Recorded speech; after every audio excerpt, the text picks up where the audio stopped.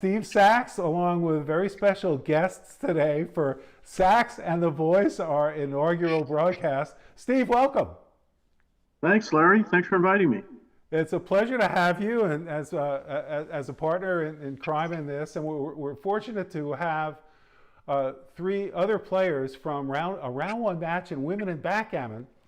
We've got Jason and Gigi and Marianne, who was Steve's partner. Welcome, Jason, Gigi, and Marianne.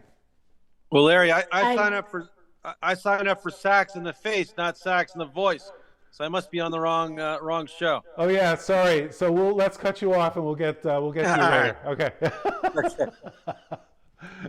And Jason's calling us from New York. Gigi, where are you located? Malibu, California. How nice is that? Look at you. You got the surfboards in the background. Yeah. You're ready to take off if once you win this match. All right. And Marianne, tell us where you are. Right now, I'm in Germany visiting family. Normally, I'm in Washington, D.C., playing for the Northern Virginia Backgammon Club. Awesome. Fantastic. Well, it's great to have you all here. Steve has picked out a number of moves, and so he's going to tell me which ones to go to. And then we're going to discuss that, all of us, and this will take, we're not sure how long it's going to take, but it'll take however long it does, and hopefully we'll have a good time along the way. The goal of this is to be entertaining but enlightening, and it's not designed for experts. We're not going to look at these plays like, oh, it's at a .02 if you do this, and here's why, and that's, we're going to look at some pretty basic intermediate stuff, or it's not basic, it's intermediate stuff. It depends what your level of playing is, whether that's basic or not.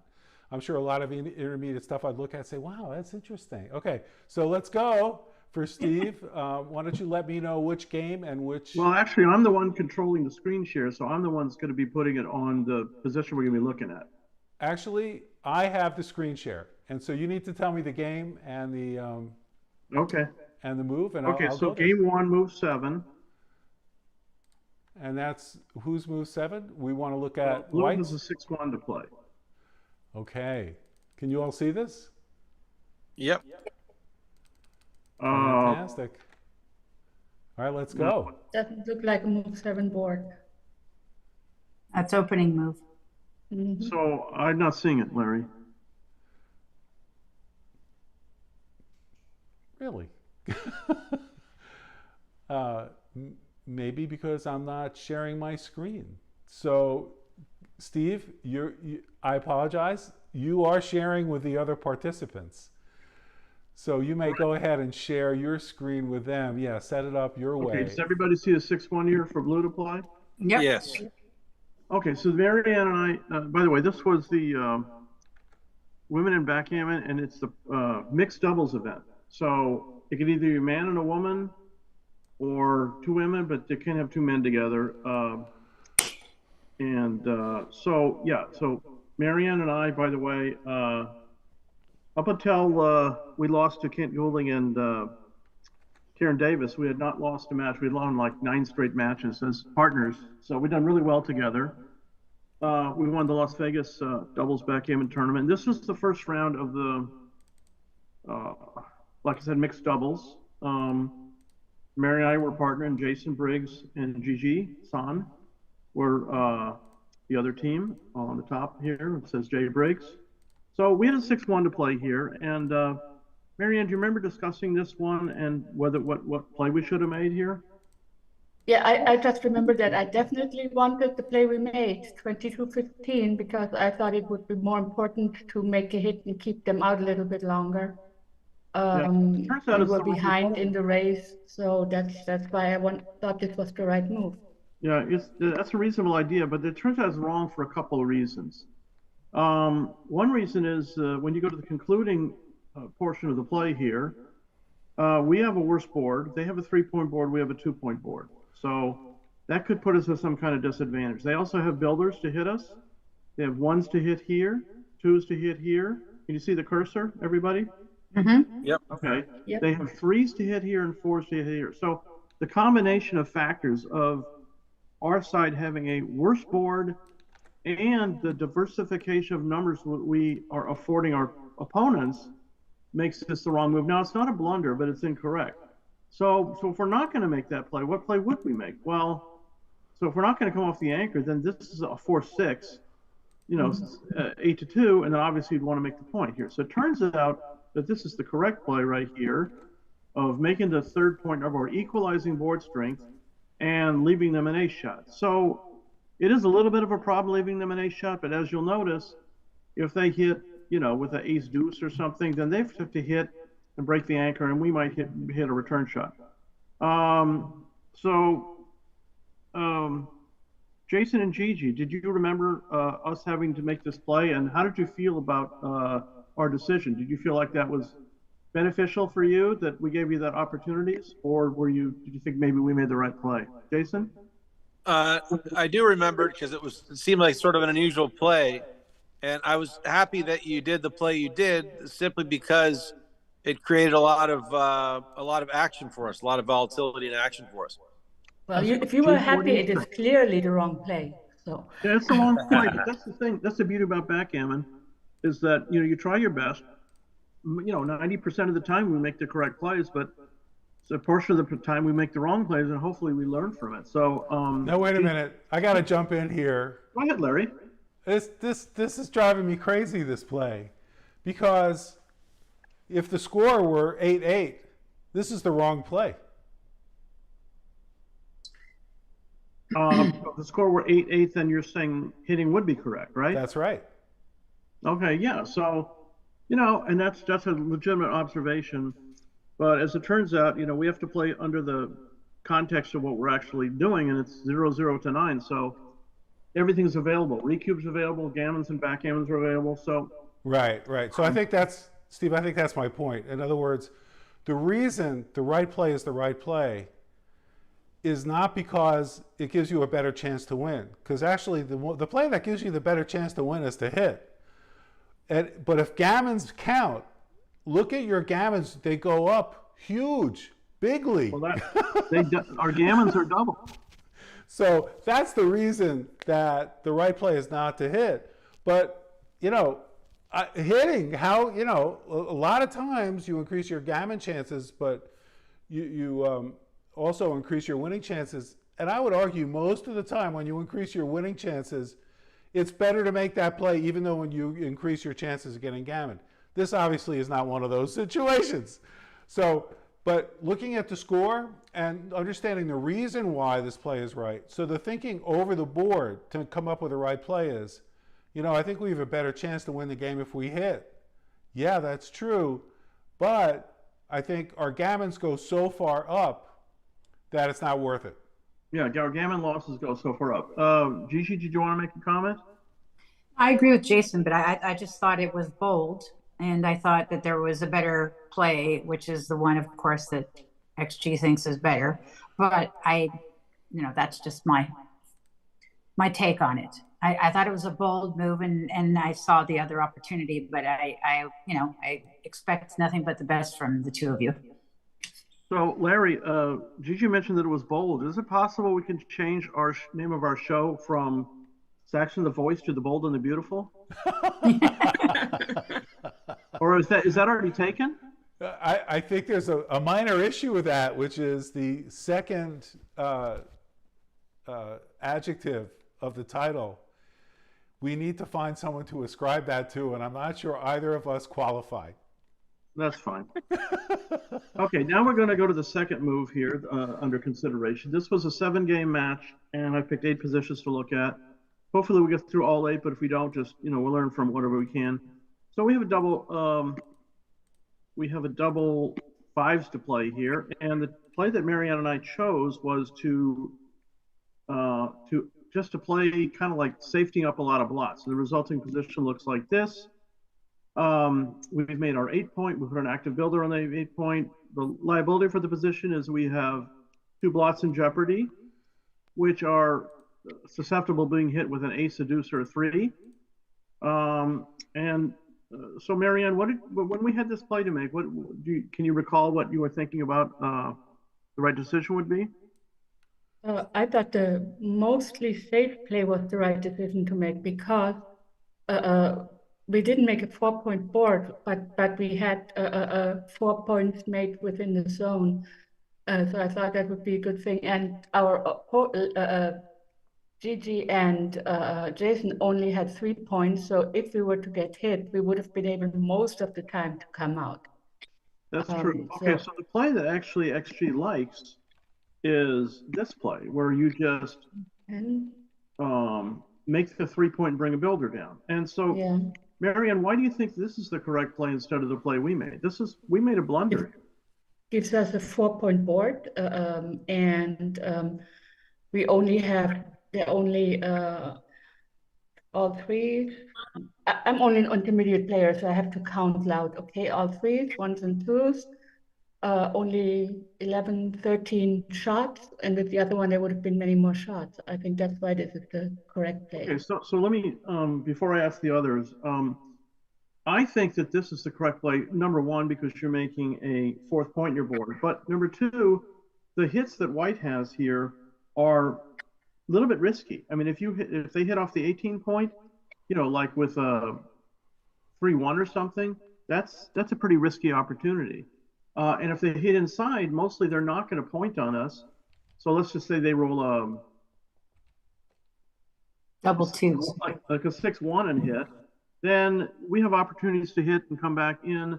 So I think that the hits are risky for them, and we've made a stronger board. Whereas the play that we chose to make, this is a pretty free hit with the 3 here. There's not much jeopardy involved in that. And we're also denying ourselves the extra point in the board. So, Gigi, what did you think about this double fives here? The play that you made, I thought it was more, like you were trying to play safe and cover, but it clearly was the better move to make the 3-point in your home board instead of the one that you made. Sorry to interrupt you, Gigi. What did you think, Jason, at the time? Did you think, wow, they really missed an opportunity, they should have done this? Did you think this was right, or do you think maybe another play was? I thought that it was too passive, but the flip side of that is that over the long run, obviously, Gigi and I are big underdogs here, so maybe that was the strategy, that you didn't want to get in too many positions that were highly, that were scary positions. So maybe that was the thing where Gigi and I, our objective was to play more aggressively and try to shorten the match. Maybe the reason this play was maybe would have been right was because you want to lengthen the match. Gigi and I want to shorten the match. Mm-hmm. Okay, that's a reasonable strategy, and that's worthy of more discussion, but not necessarily like at this time. We're going to do a full analysis of that, but Jason brings up an excellent point. When the one team is stronger than the other one, as Jason very succinctly pointed out, you want to, theoretically the stronger team, you want to play as many games as possible. And if you're the underdog, you want to play as few games as possible. Larry, do you have an observation you want to share at this point? I do. I always do, Steve. You know me. So What about you? I would argue the major reason that the right play is the right play is that it leaves only 2 blots versus all the other plays that leave 3. Wait a minute. This is the correct play that leaves 3 blots. This also leaves 3 blots. And the incorrect play leaves 2 blots in jeopardy. So. Sorry. Okay, wait. All right, good. Wait, hang on. Let me see. So 2 blots. We can edit this, believe me, in post. Oh, I'm completely wrong. So the wrong play is to leave 2 blots, and the right play is to leave 3. All right, this is good. Yeah, and as I pointed out, it was just the reason that the hits are somewhat precarious for them if we do this, and they have a pretty liberal hit with the 3 here that doesn't have to expose them to additional risk. All right, let's go on to the next one. That'll be game Steve, 3. hang on, hold it. I want to explore this a little bit more, if I can. Sorry.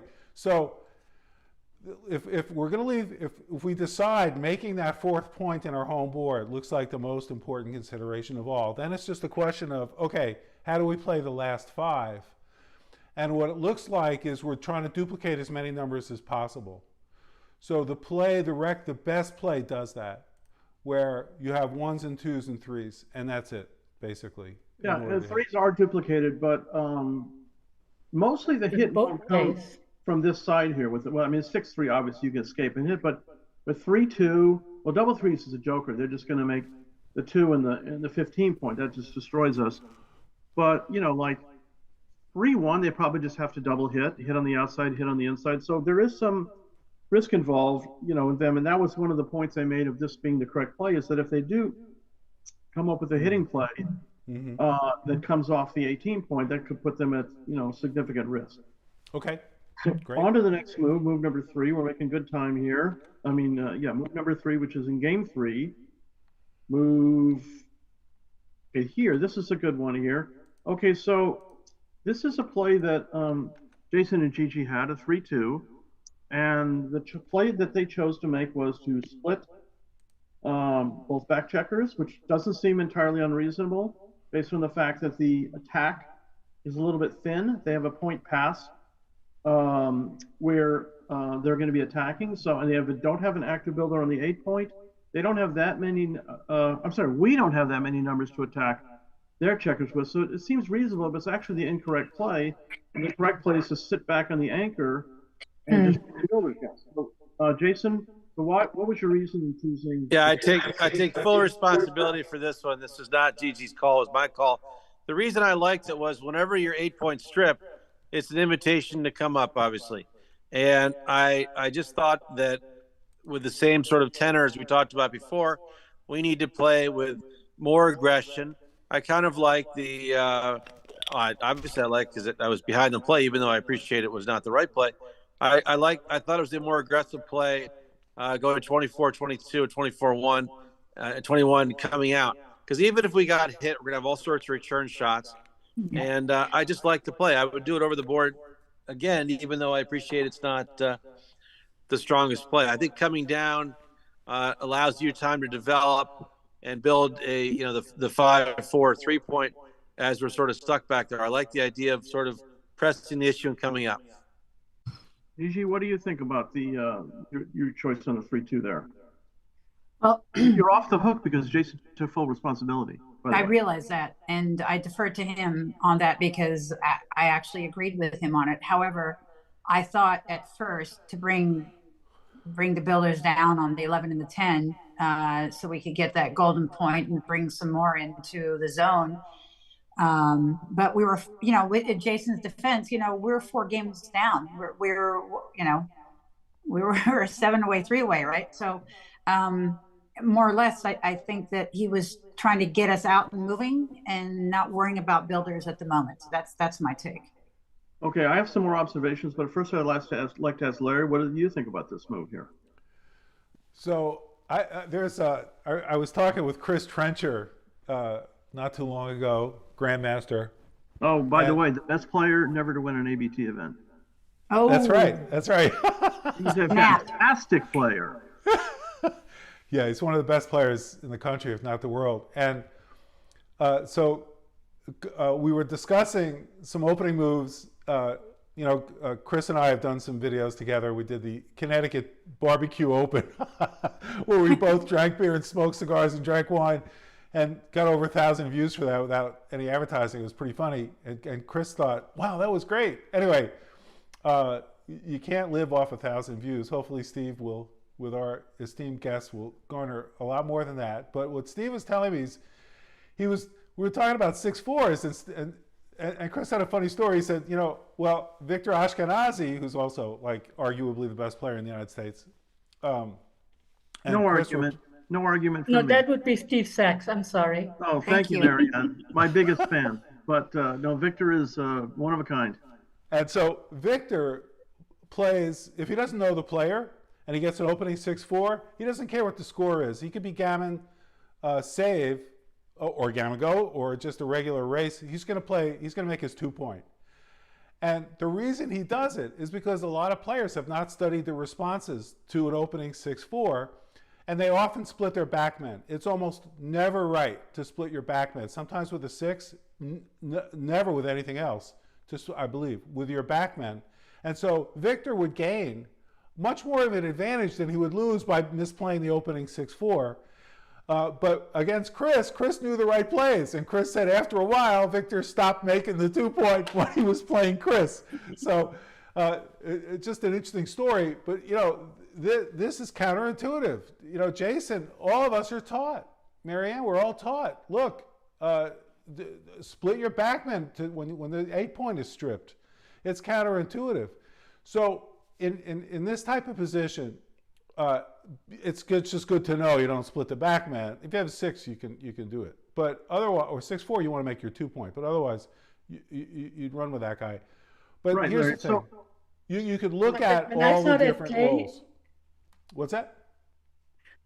But when I saw that play, I hadn't honestly never seen this play in the opening roll, basically. And I was like, why would they do that? Shouldn't they make the 11 and 10 point? Because I still think that it is much better to start building, having your builders up there and being able to make your board. There's only a 2-point board here, the 6 and the 2, and why do you need to run out? You have plenty of time to run out. That's what I was thinking.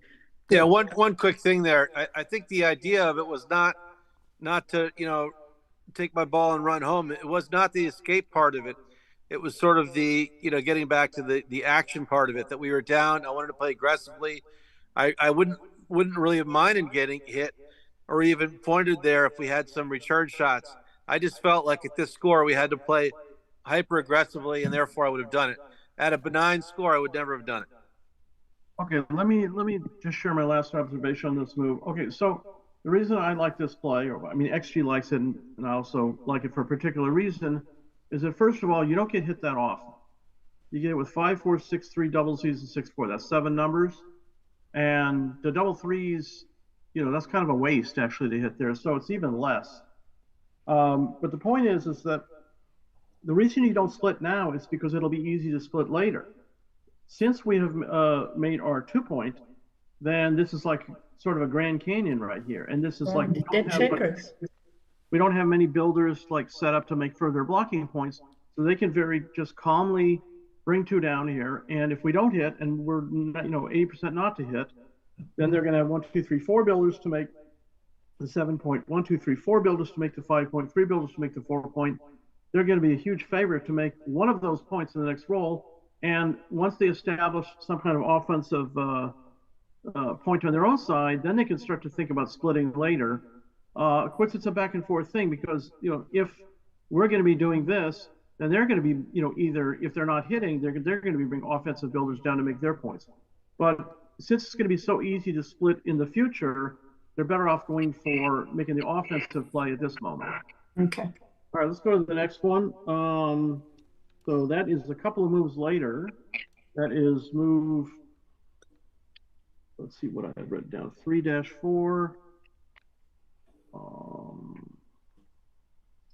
6. Oh, it was just the cube action here. Okay, so we doubled, and it's, we're trailing, no, sorry. Oh, we're trailing 4-0. So we doubled, and they passed. It's a small take here. So I guess, Jason, I would like to first ask you, what were you thinking when we just sent the cube here? Sorry, Steve, you asked me one more time? Yeah, so we doubled as blue. We're trailing 4-0. And you have an anchor, and you're not likely to get hit. We can only hit with 6-4, but we're ahead almost 50 pips in the race, and we have a prime developed and a board developed. So it's a pretty imposing double here. I probably would have passed as well, especially leading 4-0, but it turns out it's technically a take. So I was going to ask you, like, you and Gigi, what are your thoughts about, deciding whether to take or pass here? Yeah, Gigi, why don't you take it away, and then I'll go after you. I will. This was my blunder, not Jason's, so I will. It's not a blunder. It's only a one. small error. Either direction Okay. is a small error. Okay, so it was my call. He asked me what I thought, and it was my mistake. We discussed it after, Jason. This was the one that we discussed where you said, I think we should have taken that cube. Yeah, I don't know why I did this, Steve. I really can't answer that logically as to why. I just didn't feel it was a good take. Jason, what? So you guys decided to drop this, and do you think it was attributed to the fact that we were up 50 pips, we had a better board and a better prime, and Definitely. and so that's your call, Gigi, and Jason, Yeah. you feel the same way? I just think that I would have preferred taking it simply for the reason that we hit on before, which is I want to shorten the match, and I think taking it, we had a reasonably good chance of getting the game, and therefore I didn't want to play a lot more games. I wanted to try to shorten it. Okay. Anyway, so like I said, So, this is only a small mistake. Who was that but for the people like me who are not sure why this would be a take, I mean, if I look at that and I try to figure out should I pass this or take this, I'm gonna do Pratt, and Pratt tells me position I'm behind, race I'm behind, I have no direct threats. I think I should pass. So, Steve, can you get a little bit more into why it would have been better to take this? Okay. Stevie, can I touch on that for 5 seconds and you take over? I think it's simply a product of the score. Yeah, and that's exactly the point I was just going to bring up, Jason. So what I'm going to do is I'm going to duplicate this position here, and I'm going to change the score to 0-0. And I'm not saying with assuredness that it's going to be a pass, but I think it's more likely to be a pass. And let's just take a look at the because it's a fairly involatile position. It might still be a take. Oh, okay, yeah. So it's okay. That's right, because it's 0-0. It's take. So this would be a super easy take at 0-0, but then leading 4-0 makes it like a close call. If they were hit 5-0, there's a reasonable chance to be a pass. So no, it's still a take. So let's see how far up. This is one of the things I teach my students all the time. We go to I thought I was wrong. I'm but glad. it finally becomes a pass when they're leading 6-0. But at 4-0 was a small take. So Jason's correct. It really had a lot to do with the score. Okay, let's get back to the match. Good one, Jace. Okay, Larry, did you want to have an observation before we go to the next position? Just a quick comment here. You know, when you're calculating your probability of winning a game like this, you're going to race, or you look at the different game plans. Our probability of winning, Brown's probability of winning in the race is really small, like 5%. So the only way they're going to win, which is most of the time, is either by priming, somehow trapping that back checker, or hitting. And there is opportunity for hitting because the hole on the 5-point and White's position is, kind of sloppy and a little stripped. So the likelihood of a shot is high, and that's where I think the probability comes in, saying, hey, actually, we could win this game with a joker or two. And that's that. So I'll just leave it at that for my comments. Like, it's not a hopeless position. Yeah, in any case, so they dropped here, and then we won another point, and now we get to game 5 here. We're at the halfway point. So game 5, move 2. This is an interesting one here. It's super interesting because this is the kind of thing that comes up all the time. Whether to run or make your own 5-point when you roll a 6-5. You can safely run. You'll still have your builders develop to make the point on the next roll, and you'll have escaped a piece, or you can make the 5-point and say, well, I'll just try and get out later. And so the play chosen by Team Briggs GG is they chose to run here. And I'd be on the fence on that one. I wasn't sure what was right, but Gigi, what do you think? Why did you end up making the running play? More habitual, but I think because it was the last man bat, right? So I mean, I was thinking it was best to get out instead of make the point, because we had plenty of time to make the point, and hoping that you weren't going to hit me with a 6-4. And when you come out, so that was just my feeling was run now while you can. Right. So there's something I also teach my students is I say do the harder thing first. When you have 2 plays of a seemingly equivalent value, you do the play that's harder to do first because you can do the other one later. That falls apart only because when you make this play, you're susceptible to being hit by